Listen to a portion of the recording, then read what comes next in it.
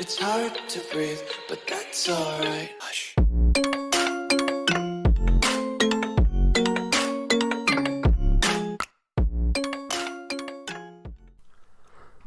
Okay guys, so moving on to the Fibonacci tool. We just previously spoken about momentum, so what we can do is go ahead and just clear that up because it's not really relevant anymore, because you guys have mastered that already, okay? But what I do recommend is, obviously, if you haven't, just go on the charts and start drawing up the data range and mapping out, how long certain times and moves it took. So another Confluence is the Fibonacci tool. So you may be familiar with it, you may be not. But essentially the Fibonacci tool is obviously, the way that the people use it is you got the 618, you got this, 7 whatever, you got the 3, 6, 7, 5, right? And all sorts of different numbers. But when we use it, all we have on is the 0, 0.5 and 1, right? So you can copy all these settings if you want. So I only have levels, background, the 1 is red, blue, and yeah, you can go ahead and copy that. And pretty much what we're looking at is in the blue zone, so the 0 to the 0.5, that is our discount zone. So when I say discount zone, you may be wondering what you want about. And the truth is, when we're looking to buy within a certain trade, so for example, if we're in an uptrend and I measure the higher low to the higher high and price pulls back, we want to be buying in the discount zone. So not only does this help invalidate POI, so for example, if there's an order block there, order block there, we wouldn't buy from any of them because it's not within this discount zone, okay? So when price pulls back into the discount zone, that's when we look to buy, and obviously somewhere in the discount zone is where we look to buy, pretty much, okay? And the reason why we buy at discount is like, when you go into your local shop, so for example, me, it's Tesco's, right? If I go into Tesco's, right, I want to buy things cheaper, right? So if I see a sale on, right, if for certain something, if there's 50% off on a certain item, if I go into like JD or something and want a new pair of shoes, there's a weekend sale on JD, right, Black Friday, everyone goes mad over it. Everyone's going to be buying it because it's a big sale, right? So for example, when Black Friday's on, everyone goes crazy because they're getting things at a discounted price, okay? So why would we buy something that's expensive? So premium, if we move on to premium, why would we want to buy in the premium zone? Because if we're buying in the premium zone, it's expensive pricing. So I measure my discount zone and premium zone from the the high time frame structure. But you can also, if you've done that as well, you can also use it on the smaller time frames as long as it's within the overall discount zone on a higher time frame if we're looking for buys, right? Because remember, we want to buy it at a discount because it's cheaper pricing, and we want to sell it at premium because it's expensive pricing. So if we want to make some money, if we're selling a TV, we want to sell it as expensive as possible, right? So if we move on to this second chart here, if we measure the lower high to the lower low and price pulls back, anywhere as long as it's above the equilibrium is our entry, right? So within this range, this is our entry. So it's up to us to identify which order block is valid, which order block, or which supply and demand zone or which supply zone is valid. Which supply zone is being respected, blah blah, and what are the 1 minute opportunities we can take and stuff like that. Okay, so yeah, so pretty much discount zone. It's like when we go to a shop, we want to buy it at a discount, right? We don't want to pay for the full price.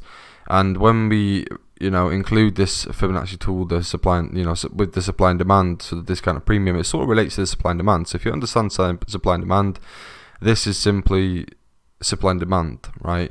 So when you see the prices ranging, and you notices say equilibrium a lot, and if you refer back to the first video that we did on supply and demand in the last section, right, you'll notice how it was explaining off this chart, and it was like pretty much a chart like this, right? And it had the supply and demand, right? And when supply and demand be in the middle, that is called fair value, also known as equilibrium. So when we relate back to it in this, the Fibonacci tool, right, the 0.5 is our equilibrium. So equilibrium, I would say, is more, I use it more in the, when I look at my ranges. So for example, if we're looking at a Wyckoff phase, it's good to understand the equilibrium of the range where the fair value is, because that's where the orders are being accumulated, right?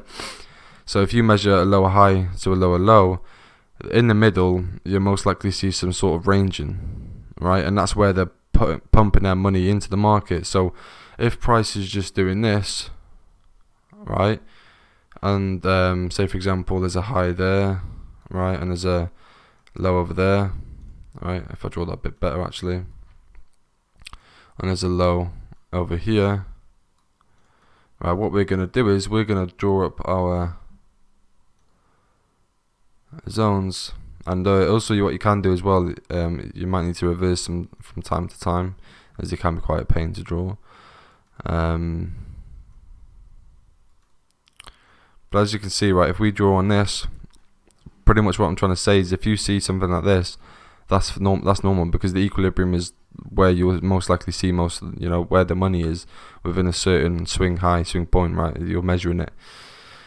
Now the equilibrium can mean a lot of things. It's like, for example, if we're looking to buy or sell from a supply-demand zone, we want to focus on the equilibrium, right? Some people focus on the open, but if you want to focus on the equilibrium, that's fine, because usually price will, like we said in supply and demand, if price breaks out to the downside, so there's more supply, right, and price is looking to retrace, it's going to usually tap into the equilibrium because it's going to rebalance itself before selling off again, right?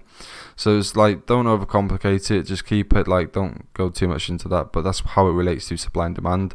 But just focus on just drawing it, you don't need to think of all of that stuff, okay? So the equilibrium is the equilibrium. It's just handy to have a part of a range. So for example, like you said, when we get into the Wyckoff section, I don't know if the Wyckoff will be in this course, I don't know if I'll do that. I haven't done that one yet. That one will be either in this course or in a separate course that obviously you get as well, but it might be released at a later date. But Wyckoff is, equilibrium. I use that sometimes just to, measure the equilibrium of the range, because we want to find the middle zone of the range, because usually the preliminary supply usually touches the equilibrium before leaving phase D or E, right? It's a bit more complex, but you'll understand when we talk about that. But yeah, so focus on the two things. Just if you want to sell, right, if you're within bearish structure, you want to sell at a premium, and if you're buying, you want to buy at a discount, right? And that's simply what we want to do. So again, it's very simple. I'm not going to go too much into that because it's literally so simple, right? So if we just measure the swing high, so this is where the initial move happened, right? But if you want to, that's absolutely fine. You can go ahead and, mark up this high like this. That's absolutely fine, right? But if you want to just be a bit more careful, right, you can just do this. When I say careful, I don't mean like careful. I just mean like you draw them how you want to draw. What works for you works for you. Because I draw them like personally, like where the move happened. But it's up to you how you draw them. But most people would just draw it up here, and that's absolutely fine, right? Because it's still equal. But as you can see, pretty much what I'm trying to get at is if we're looking to sell, right, and we see this order block here, right? So if we just go back to price, let's go there, right? And if we were to go back to price, people would look at this and think, oh, this is a supply zone, right? So what am I going to do? I'm going to sell from there, because this is the most recent before a break of structure to the downside, right? It's broken this structure. This is the most recent. And while that does make sense, it's not lining up with our confluences. So what I'm trying to get at here is it helps invalidate a lot of POIs.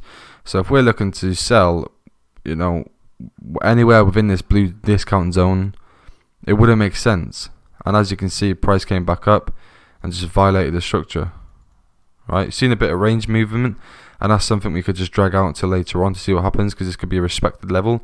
Because if you look left as well, you can see that it's overall a respected level. So it's up to you what you do from there. But the moral of the story is that we want to be selling within the premium. So if we sell from here, right, this is the most recent one within this premium zone, and it just lines up with all this range lows, right? So it's like classical support and resistance. So this looks like a nice, nice trade opportunity. And as you can see, price then just sold off, right? So that's pretty much what we mean when we look at the supply and demand. Using the Fibonacci tool and just like want to sell at a premium, buy at a discount. That's what we essentially mean. But yeah, all you got to do is just measure the swing high. So for example, if you measure this swing high to this, whatever, this low here, let's say for now, right? If we want to sell above this line, right? So if price taps into above this line, we can look to mitigate this order block and look to sell from it and target the downward move, right? But in this case, obviously price set a new low, broken that range, so we create a new range. So we're now in this range. So what we could do is go ahead and draw Fibonacci tool from this high to this low, right? And you got an order block here, and which price is tapping into at the minute. I personally don't think it will, because as we just spoken about momentum, we were expecting price to increase based off momentum. So I wouldn't take the trade anyways, just because of momentum. So this is why it's important. But you got an order block there as well.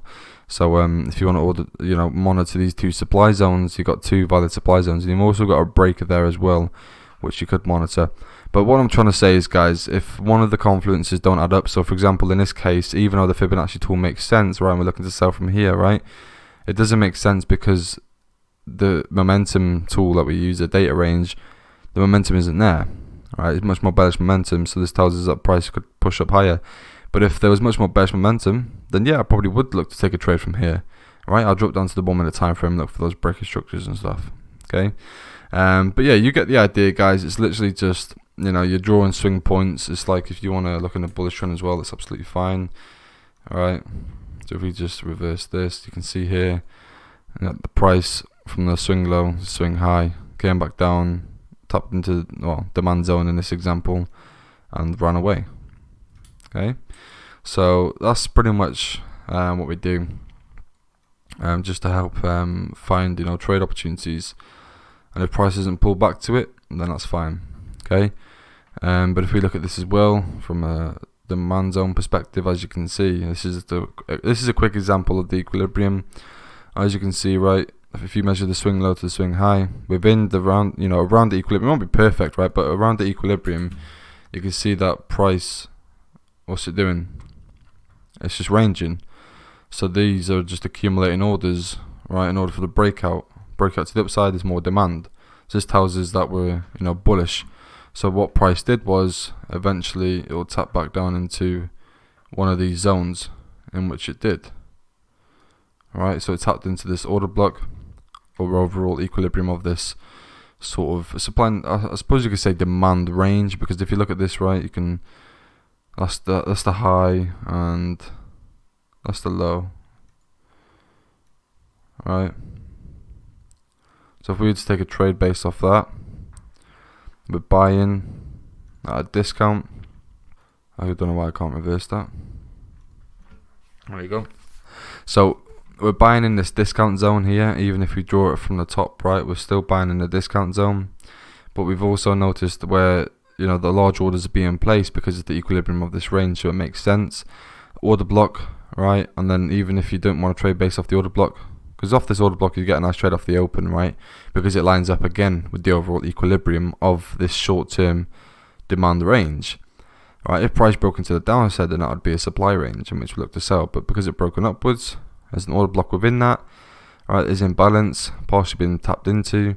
As you can see, this old range just lines up with the open of this order block, so it looks nice for a long opportunity. Alright, and our first target would be the supply zone. Why would it be the supply zone? Because that's where we're looking to sell from. Right, as you can see, price tapped into it and just ride it off. So if you've got a nice buy position, let's say from equilibrium of the range, let's do, yeah, because you could get the open as well, the order block, which is just a bit lower.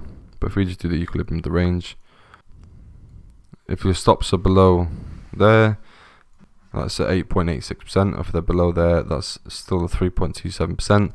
Or if they're just below the order block, that's a 5%, right? But yeah, you get the idea, guys. Sorry to go a bit off topic there, but that's just a quick example. Right, when it comes to looking at the equilibrium of a range, that's what I mean. That's a good example there. And you'll see this throughout price, for when you mark up the swing highs and lows, especially a big swing high and low on a higher time frame. So this is the 4 hour, right? And this is the most extreme point, right? Rather than measuring out these minor structures, you ain't going to see much range of movement around the equilibrium there. But it just helps identify in where price could potentially range in, because the equilibrium of of a swing high and swing point is where you should see the orders being placed into the markets, right? So it's just good to help us identify and understand.